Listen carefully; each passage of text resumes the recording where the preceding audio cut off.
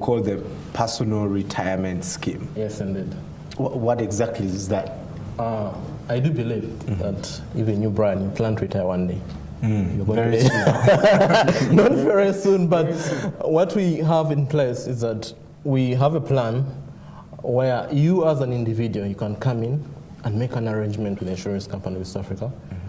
And ICA life assurance, for in particular, will receive your contributions over time, and these are going to be invested, also pulled together, like Robert was saying, to prepare for that time when you decide to say, okay, now I'm out of employment, I want to go and live a nice life at the beach.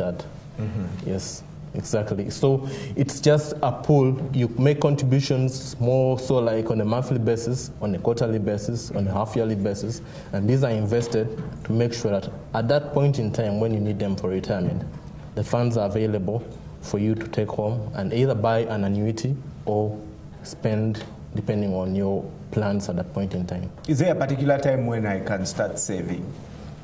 Good. For that particular... You see, the problem is that most of us live like as if you're going to live forever. Yes. Or we work like as if you're going to work forever.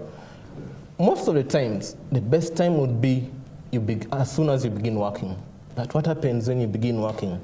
You want to go and club, you have to go and buy that beer. So you want that nice life, but without thinking about what's going to happen after 15, 20 years. So the earliest time you would begin to save a personal retirement plan would be as soon as you begin working. You begin thinking about that. Brothers and sisters in the developed world have already a mechanism which are in place to help them. But for us, we must plan for it ourselves. So the earlier, and you see the longer you save, the bigger the fund. Of course, if you plan to save for a short time, then you're going to end up with something small. But if you do it for over a long time, you'll be surprised.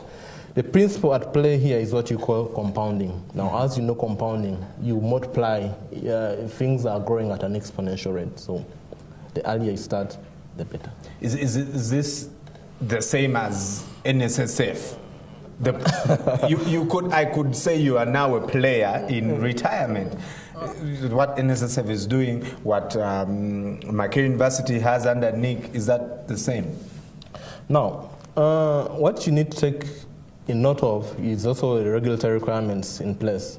NSSF, that's a mandatory contribution, the 15% you do. Every employer who has at least 5 employees and above must make that contribution.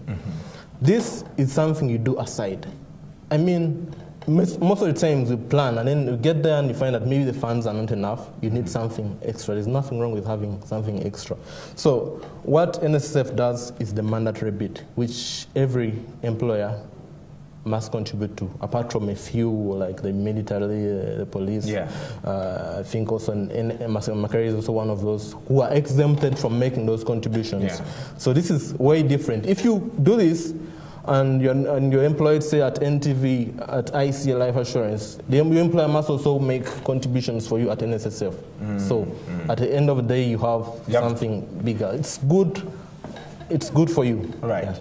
Is there a minimum that you say, for example, if someone earns this much, they definitely can't start a retirement scheme? Well, this plan has been structured to take care of a lot of needs for a lot of people. You can, as little as 50,000, you can start. Let's say Rome wasn't built in one day. The small that you have is what you can put in place to grow your fund. Yes. So as little as 50,000, you can start. Yes. Robert,